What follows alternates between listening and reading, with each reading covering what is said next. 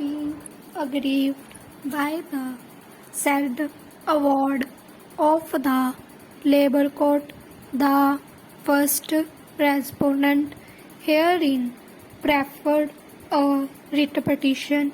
before a learned single judge of the High Court, who, after hearing the parties, came to the conclusion that the finding of the Labour Court that there was extortion of documents by the workmen concerned was contrary to the charge sheet, which did not contain such an allegation. It came to the conclusion that allegation of extortion was an afterthought. It also accepted the defense of the workmen that they entered the estate only to obtain treatment of the injured workman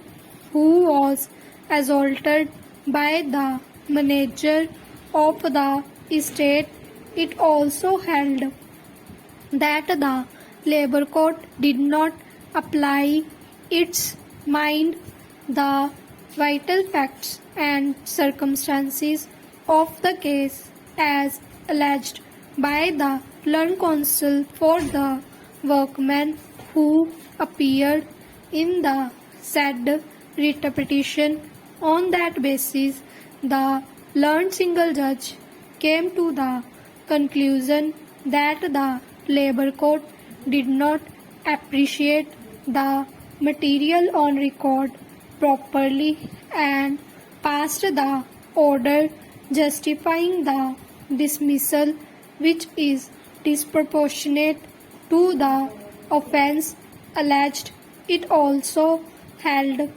that the workmen who were tried before the criminal court were honorably acquitted by the criminal court, and the departmental inquiry held by the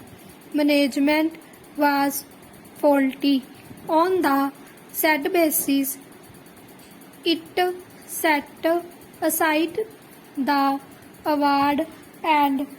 directed the management to reinstate the surviving workmen who have not attained the age of superannuation with compensation to each of them in lieu of back wages, and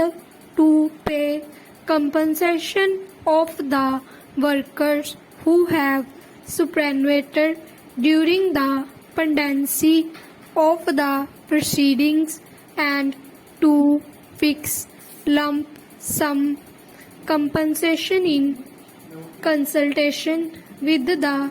petitioner, which shall be paid to the actual hire of the workmen who expired without getting any benefit. It directed the management to pay the said compensation within 6 weeks from the receipt of its judgment. Learned senior counsel, addressing arguments on behalf of the applicant,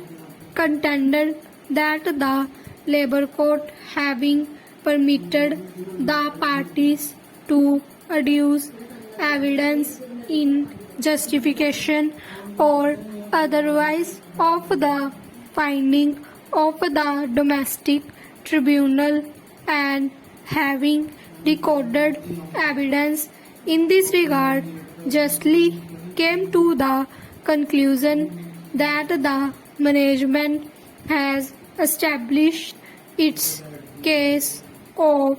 misconduct against the workmen. He also contended that